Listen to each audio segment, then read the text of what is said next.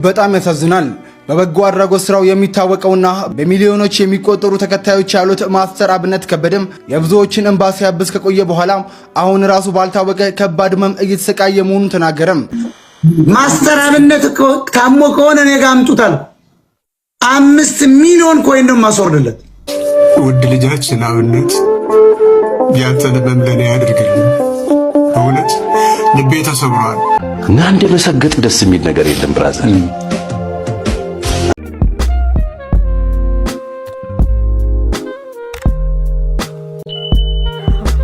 በመላው ዓለም የምትገኙ ውድ የአገሬ ልጆች እንደምን ቆይታችሁኛል? በአዲስና ወቅታዊ በሆኑ መረጃዎች ወደ እናንተ መጥቻለሁ።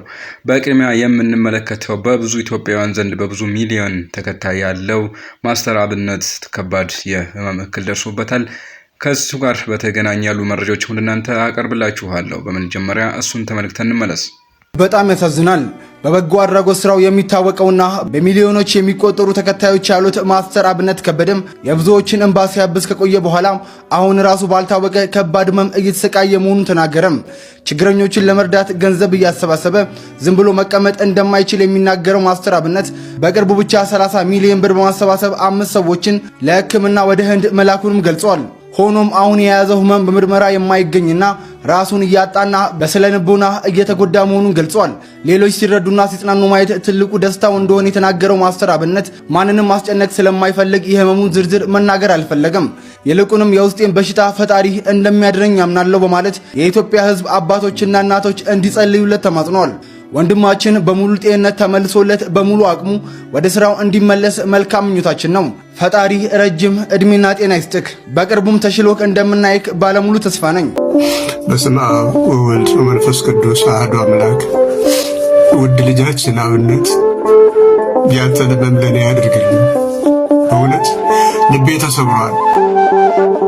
ሰው ለሰው ጨለማ በሆነበት ዘመን ሰዎች ቆሸሹ ሳትል፣ ሰዎች ታመዋል ሳትል፣ ሳትጸየፍ መድኃኒታችን ኢየሱስ ክርስቶስን ለብሰህ እሱን አምነህ እሱ በሽተኞቹ ሲፈውሳቸው እንደነበረው ሁሉ ሳይጸየፍ አንተን እያበላቸው እያጠጣቸው ከነሱ ጋር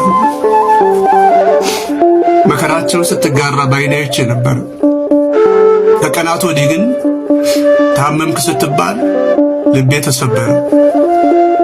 መድኃኒት ኢየሱስ ክርስቶስን አምነዋለሁ። ነገ ተፈውሰ ለኢትዮጵያውያን ለተቸገሩ ሰዎች እንደነ ኢዮብ እንደነ አብርሃም እንደምደርስላቸው ክርስቶስን አምነዋለሁ፣ አልጠራጠረውም፣ ትፈወሳለህ። ሁላችሁም እግዚአብሔር ይማረ እያላችሁ ጧትና ማታ እንድንጸልይለት በክርስቶስ ፍቅር እማጸናችኋለሁ። አብነት አርአያ ማለት ነው። ብዙ ጥሩ ጎኖችን አይተናል። እግዚአብሔር ፈጽሞ ይማረ። እንግዲህ የኔንም አስመልክቶ እርዳታ የሚያስፈልግ ከሆነ እኔ እርዳታ ሰበስብለታለሁ በማለት ሞጣ ተናግሯል። እሱን አስመልክታችሁ ማስተር አብነት ታሞ ከሆነ እኔ ጋር አምጡታል። 5 ሚሊዮን ኮይን ነው ማስወርድለት። 5 ሚሊዮን። በጣም መልካምና ደግ ሰው ነው። በጣም ለሰው እያለ እሱ እግሩን ታሞ እንዲተሸማቆማ ከተኛ አልጋ ላይ ለምንድን ነው ማለዋታል? እንደዚህ አይነት ደግ ሰው ነው። ለምን ያድዋ ትግሬ አይሆንም? አያገባኝም። እኔ ኦሮሞ የሚምጣ እንዲህ አይነት ደግ የሚሰራ ሰው ትግሬ ምን እረዳለሁ፣ ረድቻለሁ። አምጣው። እኔን ቅማላም ህዋትና ሻለ ለማለት ያክል ነው። ወንድም አለም በጣም የምትናገራቸው ነገሮች ምንም ክርክር የለም። እሁድ ቅዳሜ ከምሽቱ 2 ሰዓት አምጣልኝ። የራሱን ፔጅ ክፈትና ይምጣ በራስ ማስተር አብነት ወንድማችን እንግዲህ በሙሉ ጤንነት እንደምትመለስ እግዚአብሔር አምላክ ምሕረቱን እንደሚሰጥህ በጤና እንደምትመለስ ባለሙሉ ተስፋ ነኝ። ክቡራን ተመልካቾች በቀጣይ ደግሞ የማስመለከታችሁ ሰሞኑን በጣም አነጋጋሪ የነበረው የፓስተር ቸሬ ንግግር ነው። እኔም እሰግጣለሁ ማለት የተነጋገረው በጣም ብዙ መነጋገሪያ ሆኗል። እሱን አስመልክታችሁ እኔ መሰለኝ እንደዚህ ሰገጠ ምናምን ተብያለሁ እና እንደ መሰገጥ ደስ የሚል ነገር የለም ብራዘር። አየህ በቃ እንደዚህ ስግጥና ስግጠት ከሆነ ራስን ማዳን በቃ እኔ እንደሱ ሰገጤ መሆን ፈልግ። ፓስተር ቸሪ ተቀላቅሏል ይላችኋል። እሺ ፋራ ያለኝ ሰውዬ እኮ ሲጋራ ስላቆምኩ፣ ፋራ ያለኝ እኮ ውጭ ማደር ስላቆምኩ። ማን ነው ፋራ ከኔና ከሱ? በቃ ነገር ተጠበደላላ በነበርኩ እዚህ አራዳ ጠብሳ ቆም ፋራ ቆም ፋራ መሆን ነው ፈልገው ገባ ሰዎች እርድና የሚሉት ነገር ምንድነው? በቃ ይሄ የሚመስለውን ነገር ፌኩን ላይፍ ነው እርድና ነው። እኔ አራዳ መጀመሪያ ዳር የሚሄድ ነው ለኔ አራዳ። ጥጉን የሚሄድ ጥላጥላውን የሚሄድ ጠብን የሚፈራ ችግሮችን የሚሸሽ ነገርን የሚፈራ ከነገር ነፃ የሚሆን ቤቱንና ቤተሰቡን ራሱን ከችግር ከወንጀል ነፃ ለማድረግ የሚኖር እሱ ነው ለኔ አራዳ። እሱ ነው ለኔ ስማርት። ዛሬንም ነገንም ደርቦ እየኖረ ያለ ሰው እሱ ነው ለኔ ተብዬ አውቃለሁ ልልህ ነው። ተሰብስበው መከረውኛል ነው ተሰብስበው ወደ ነበር እንደ አንተን የመሰልክ ልጅ ተብዬ ተመክሬያለሁ። እና ቦዲት ነው መለሰው በጣም ተበላሸኮ ተባልኩት። እኔ ሲጋራ ጫት ምናምን ሌብነት ማምሳቆም ተበላሸች አለ ተብዬ ኮሚቴ ሆነው ሊመክሩኝ ተሰብስበው እና እኛ ሀገር እሱ ተገለበጠ ነገር አለ። ተገለብጦ የተገጠመ ጊራ አለ አይደል? ሲጋራ ስታጨስ አረኝ የኔ እንግዲህ ሲጋራ የእርድና ምልክት ነው በእኛ ጊዜ አይደል? ያም ብዙ አላየውም። ወጣቶቹ በጣም ስማርት ናቸው። ግን ሲጋራው፣ መጠጡ፣ ጫቱ ምናምን ምሽቱ ላይ ምናምን ዘናፈታ ማለት የእርድና ምልክት ነው። እሱ ነው እርድና አይደል? ነው ወይ ነው? እኛ እኮ በጣም መራዳንን ብለን ነው እኮ ከሀገር ቤት የመጡ ልጆች ላያችን ላይ መኪና ሚኒባስ ምናምን ቤት ምናምን ሲገዙ እኛ ምንም የለን። አሁንም ሄደህ አልጋ ላይ የተወለድክበት አልጋ ላይ ለመተኛ ትሮጣለህ። ማን ነው ፋራ? እኛ ፋራ ያልናቸው ከሀገር ቤት የመጡ ልጆች ላያችን ላይ ሱቅ ገዙ፣ ላያችን ላይ ፎቅ ሰሩ። እኛ አሁንም እዛው ነን። ወደ ቤተክርስቲያን ዜና ስመጣ ደግሞ እንግዲህ ሰሞኑን በሁለት ጎራ ተካፍሎ ብዙ ሀሳብ የተንሸራሸረ ያለው የአላፋት ዝማሬን ተከትሎ ነው። በገና በዓል የሚደረግ ነው፣ በ29 የሚደረግ ነው። ከዚህ ጋር ተያይዞ በሁለት ሀሳብ ተከፍሏል። ግማሹ አላፋት ዝማሬ መደረግ አለበት ይላል፣ ግማሹ ደግሞ የኦርቶዶክሳውያን እልቂት ባለበት ሰዓት ብዙ ኦርቶዶክሳውያን እየተሰደዱ እየሞቱ ባሉበት ሰዓት ላይ ዘማሪ ማድረጉ አግባብ አይደለም። ነጭ ለብሶ ወጥቶ ዘማሪ በማድረግ ለዓለም መታየቱ አግባብ አይደለም የሚል ነው ያለው ሀሳብ። እነዚህን የማስመለክታችኋል። እስኪ በቅድሚያ ይህንን ሀሳብ የተቃወሙ መደረግ የለበትም የሚሉትን መምህር ዘመድኩን ጨምሮ የተወሰኑ ላስመልክታችሁና በመጨረሻ ደግሞ መምህር ሄኖክ ኃይሌም የዚህ የአላፋት ዝማሬ መስራችም መምህር ዲያቆን ሄኖክ ኃይሌ ያስተላለፉት መልእክት አለ። እሱን ማስመለክታችኋለሁ። 30,000 የአዲስ አበባ ነዋሪዎች እኮ ናቸው የታረዱት፣ የተሰዉት፣ ሰማዕትነት የተቀበሉት። በተገኘበት እኮ የተጨፈጨፈው ኦርቶዶክሳዊ። አሁንስ በትግራይና በኢትዮጵያ ጦርነት ማን ነው ቀሲስ የተጎዳው? ኦርቶዶክሳዊ አይደለ? የታረደው ማን ነው? የወደመው ገዳሜ ማን ነው? ኦርቶዶክሳዊ አይደለ? ከዛም ከዚህም የወደቁት ባለማተቦች አይደል? መስቀል ያጠለቁ ማተብ ያሰሩ አይደል? ክርስትና ስም ያላቸው በ40 በ80 ቀን የተጠመቁ አጋዳዮቹ ባለስልጣናቱ ፕሮቴስታንትና ሙስሊሞቹ ናቸው። የሚዋጉትና የሚጋደሉት ግን ኢትዮጵያውያኖቹ ናቸው። እና ስለዚህ እግዚአብሔር ይስጣችሁ ለማለት ነው። በአድማጭ ተመልካቾቼ ስም በርቱ። እኔ ወንድማችሁ በጠራችሁኝ ጊዜ አለው። ይሄ ሚዲያ የእናንተ ነው፣ ተጠቀሙበት። እስከቻልን ድረስ እኛ ተጠቅመንበት የሚከፍል አባል የሚሆን ሲጠፋ እንዘጋዋለን። ነገር ግን እኛ ሚዲያው ተከፍቶልናል። ሚዲያው ስላለ ይሄው ኢትዮጵያ ቁጭ ብለው አሩስ እየሰሟችሁ ነው። ገባ? ዩቲዩብ ላይ ደርስ ይችላል፣ ቲክቶክ ላይ ደርስ ይችላል። ገባ? ቴሌቪዥን ግን በገጠር ይገባል፣ ጓዳ ይገባል። ለካሲ አሁን ዛሬ የሚያዩትን እስቲ አስብ። ተፈናቅለው ያሉ ወይም እዛ ቁጭ ብለው ዛሬ ሞታቸውን የሚጠብቁ ያሉ የሚሰማቸውን ስሜት አስብ። እግዚአብሔር ይስጣችሁ፣ ረጅም ዕድሜ ከጤና ጋር ይስጣችሁ። ሸክሜን ስለተሸከማችሁልኝ፣ ስላቀለላችሁልኝ፣ እመቤቴ ትደግፋችሁ፣ ታማልዳችሁ፣ ስለ እውነት ነው የምላችሁ። እግዚአብሔር ይስጥልኝ። በርቱ። ያልነቃችሁ ንቁ፣ ተቀላቀሏቸው፣ አንድ ላይ ሁኑ። ወደፊት እግዚአብሔር ይስጥልን። አመሰግናለሁ። ኖርልን፣ እንወዳለን። ይህንን ነው ልለው። ስለነበረ ጊዜ አመሰግናለሁ። መልካም ጊዜ ለሁላችን። ሞት ባለበት በሰላም አድምቀ ገጽታ ግንባታ አድርገ በቪዲዮ ለዓለም አሰራይተ ምዕመናኑ በሰላም እያመለኩ ነው አስብለ ዓለም እንኳን እንዳይረዳ መከላከል እኮ ከገዳዮቹ አንዱ ነው የሚያደርግህና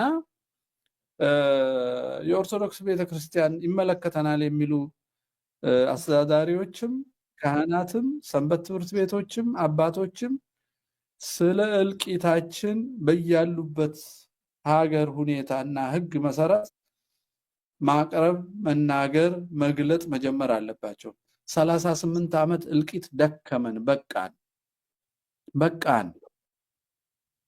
የሆነ ቦታ መቆም አለበት። ልጆቻቸውን አታደንዝዙ። ሰንበት ትምህርት ቤትና ማህበራት አታረሳሱ። መናገር ካልቻላችሁ ሁኔታው የማይፈቅድላችሁ ከሆነ ነጭ ለብሳችሁ አትጨፍሩ፣ ጥቁር ልበሱ፣ እዘኑ፣ አልቅሱ፣ በእግዚአብሔር በኩል ተናገሩ። ለዓለም ባትናገሩ ለእግዚአብሔር ተናገሩ። ምንም እንዳልሆነ አታስመስሉ። ብልጭልጭ ፖስተር ለጥፋችሁ ህዝብ አታሳስቱ። ይሄን ነው ማለት የምንችለው። ሌላ ምንድነው? ምእመኑ አባቱን መለየት አለበት። የሚያሳርድ አባት የለም። ያ ቅድም ያቀረብካቸው ካህን እኮ ስለ ልጃቸው ቤዛው። ተወዳጆች እንዴት አላችሁ? እግዚአብሔር ይመስገን። የአላፈት የዝማሬ መልእክት እየተላለፈልን ነው። ልትሄጂ ነው ወይስ ልትሄድ ነው? ጥቁር ለብሰህ ወይስ ነጭ ለብሰህ? መቼም እንደው ተቃራኒ እንደማንሆን ባለሙሉ ተስፋ ነኝ። ማንም ሰው የራሱን ስሜትና የራሱን ውስጣዊ ማንነቱን ነው አውጥቶ ሊያንጸባርቅ የሚችለው። ከማንም ከምንም የበለጠ እኔ የቅዱስ ያሬድ ዜማ ተቃዋሚ ሆኛ አይደለም። እኔ አማኝ ኦርቶዶክሳውያን ነኝ። የቅዱስ ያሬድ ዜማ እንግዲህ ቅድስት ቤተክርስቲያን ከአመት አመት ከወራት ወራት ከቀን ቀን እስካሁኗ ሰዓት ድረስ እንደ ውሃ እየፈሰሰች እያመሰገነች ነው። ወደፊትም ምስጋናው ይቀጥል፣ ዝማሬው ይቀጥላል፣ እንቀጥላለን። እግዚአብሔር አምላክ እድሜና ጤና ይስጠን እንጂ። ነገር ግን ደግሞ ጊዜ ለሁሉ ለመሳቅ ጊዜ ያለው፣ ለማልቀስ ጊዜ ያለው፣ ለመደሰት ጊዜ ያለው። ግማሹ ህንጻ እየፈረሰ ግማሹ ህንጻ መገንባት የለበትም ብዬ አስባለሁ። የአርሲ ኦርቶዶክሳውያን ዛሬም እያለቀሱና እየተሰደዱ እየተፈናቀሉ ነው፣ ጭራሽ አሁን ደግሞ ያሉት። ስለዚህ በዚህ መልኩ ይሄንን ፕሮግራም አስተላልፈን ከዛ ነጭ ለብሰን እና ክብር ማለት እንግዲህ ግማሹ እየተናደ ግማሹን እንገንባ እንደማለት ነው እኔ የሚሆንብኝ። ስለዚህ ልብም መጽሐፍ ቅዱስም በአንድ መኑ እንዳሉ ቅድስት ሥላሴ ግማሹ ህንጻ እየፈረሰ ግማሹ መገንባት የለበትም። ስለዚህ በአንድ አካል አንድ አምሳል ሆነን ግራና ቀኝ ማለት አይደለም። እንግዲህ ኦርቶዶክሳውያን ማለት በአንድ ማህተብ ያጠለቀው ሁሉ አንድ እምነት እስከተከተለ ድረስ አንድ ልብ ሊኖረን ነው የሚገባው። ስለዚህ ይህን ነገር አውግዘን ወይ ደግሞ ከወጣን በሐዘን ይገለጥልን። ምክንያቱም እኛ ኦርቶዶክሳውያን በየትም ቦታ ከውስጥ እስከ ውጭ ድረስ ከመሰደድ ድረስ ማህተባችን እያሳደዱ ግፍና መከራ ጭንቀትና ሐዘን እየደረሰብን ስላለ ሁላችንም ይሄን ነገር ተቃውመን ከወጣን ደግሞ በሐዘን ይገለጥልን። ጥቁር ለብሰን 2014 ቅድስት ቤተክርስቲያን ሄደን ጥቁር ለብሰን እንዳከበር ነው ሁሉ ማክበር ልበለው ሃይማኖታችን ስታስገብ እንዳከበር ነው ሁሉ አሁንም ደግሞ ጥቁር ለብሰን ጥቁር አሸርጠን በዛው ልክ ሆነን ሻማችን ይዘን የሐዘን መገለጫ ይደረግልን። አዎ ዛሬ ካህናትን እየታረዱ ምእመን እየታረዱ የ3 ዓመት ልጅ የ2 ዓመት ልጅ እየታረዱ ከማህፀን ልጅ እያወጡ እያረዱ ምን የሚሉት ምስጋና ነው? እመብዙሃንም ምን የሚሉት ምስጋና ነው? እኔ በበኩሌ አልቀበልም፣ እቃወማለሁ። ምንም እንኳን ሃይማኖቴ ቢሆንም ለስላሴ ህንጻ በግፍና በሲቃይ በሳት እየተቃጠሉ ላሉ ኦርቶዶክሳውያን ድምጽ መሆን ሲገባል ዛሬ ኑና አንድ አካል ሆነን ከዛ ነጭ ለብሳችሁ ሻማ ይዛችሁ አክብሩ። ምን የሚሉት ውስጤ ሳይደሰት ነው እንዲነጭም ለብሰው ምን አይነት ደስታ ነው የሚደሰተው? እኔ በጣም ከፍቶኛል። ኪዳነ ምሕረትን በጣም ከፍቶኛል። ሁላችንም ይሄንን ነገር መቃወም አለብን። አንድ አካል አንድ አምሳል ነው። ዛሬ ላይ ጭራሽ እየተሰደዱ ነው። ዛሬ ላይ ጭራሽ ህፃናት እያለቀሱ እየተራቡ እየተሰደዱ ነው ያሉት። ለአርሲ ኦርቶዶክሳውያን አብዝቼ ኦርቶዶክሳውያን በውጭም በሀገር ውስጥም እያሳደዱ ልክ በሳትና በገጀራ እንደሚቀጠቅጡን ሁሉ ይሄ ስሜት ማንም ኦርቶዶክሳውያን ሊሰማው ይገባል። እነው ወይስ ለኔ ብቻ ነው ሞት የሚከብደኝ? እመብዙሃንን ለኔ ብቻ ነው ሞት የሚከብደኝ? እኔ ያለ ግፍ መከራ እየደረሰብን ስንሞት ደስ አይለኝም። ማንም ሰው ደስ ሊለው አይገባም። የዚህ ተቃራኒ መሆን አለብን። ሁላችንም ኦርቶዶክሳውያን ተጽዕኖ መፍጠር አለብን። አንድ አካል አንድ አምሳል እንሆን። ለተጎዱ ወገኖቻችን መድረስ አለብን። ሁላችንም ኃላፊነታችን ሐዋርያውነት መልእክቶቻችን እንወጣ። ሁላችንም ለአርሲ ኦርቶዶክሳውያን ደግሜ ደጋግሜ የምለው ድምጽ እንሆንላቸው። እግዚአብሔር አምላክ ቅድስት ኢትዮጵያን በምህረት በቸርነቱ ያስብልን። እመብርሃን እመብዙሃን ቅድስት ኪዳነ ምሕረት ሀገራችን ተጠብቅልን። መምህሮቻችንንም እናመሰግናለን ለሀሳብ ላስተያየታቸው። እስኪ የመምህር የዲያቆን ሄኖክ ኃይሌን ሀሳብ እንስማና እኛም የራሳችንን ሀሳብ የምናስቀምጥ ይሆናል። መልካም ቆይታ ይሁንላችሁ። ቤተክርስቲያን አገልግሎት ስታገለግሉ ሶስተኛው ሰዎች ሀሳብ ተቃውመው እናንተን ተቃውመው አልችል ሲሉ ሂድን አጀንዳ አላቸው ከጀርባ እንደዚህ ሴራ ተንታኞች አሉ። አሁን ዋካ የተባለው እኮ ከጀርባው ብዙ ነገር አሉ። ዝም ብሎ ጉባኤ መስሏችሁ ነው የሚሉ ሰዎች አሉ።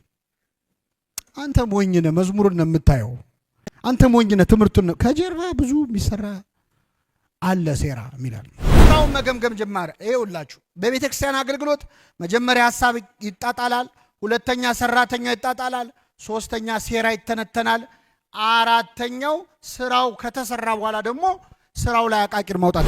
ታታቁም ሐሳቡ ጥሩ አይደለም፣ እናንተ ደካሞች ናችሁ፣ ብዙ ተግዳሮት አለባችሁ ስትባሉ ለቤተ ክርስቲያን መስራት የሚያስብ ሰው ሁሉ መልሱ የሰማይ አምላክ ያከናውነል። እኛማ ደካሞች ነን፣ የሰማይ አምላክ ያከናውነልናል፣ እኛ ባሪያዎቹ ተነስተን እንሰራለን አልኳቸው። ሄደ ውለታችንን እንዳይረሳ መፍራት ያለብን ማንም ብቻ እግዚአብሔር። የሰው ክሬዲት ምን ይጠቅመናል? ቅዱስ ዮሐንስ አፈወርቅ በተግሳጹም ይላል አፈር አመሰገነ አላመሰገነ ምን ጨምርልህ? የጭቃ ምስጋና ምን ያደርግልሃል? ፈጣሪ ቢያመሰግን አይሻልም? ደከማችሁ። ትልቅ ስራ እሰራለሁ እወርድ ዘንድ አይቻለኝ። ስራውን ትቼ ወደ እናንተ በመውረዴ ስለምን ስራው ይታጎላል። ትልቅ ስራ ምን ይላል አለ? እሰራለሁና ወደ እናንተ እወርድ ዘንድ አይቻለኝ። ቤተ ክርስቲያን ካለችበት ከፍታ ትወርድ ዘንድ አይቻላል። ለምን? ትልቅ ስራ ምን እያለች ነው? እንደኔ ሐሳብ ከሆነ ግን ሁለቱም ይደረግም አይደረግም የሚሉት ከጥላቻና ከክፉ ሐሳብ ሳይሆን ሁለቱም ለቤተ ክርስቲያን ለምእመኑም ሆነ ለቤተ ክርስቲያን ይጠቅማል ብለው ስለሚያስቡ ነው። የዝማሬው መደረግ አለበት የሚሉት አይደረግም የሚሉት የሁለቱም ሐሳብ የሚያስኬድ ይሆናል። እስኪ እናንተስ ሐሳባችሁ ምንድነው? በጨዋነት ኮሜንት ላይ አስቀምጡልኝ። ሰላም ቆዩልኝ።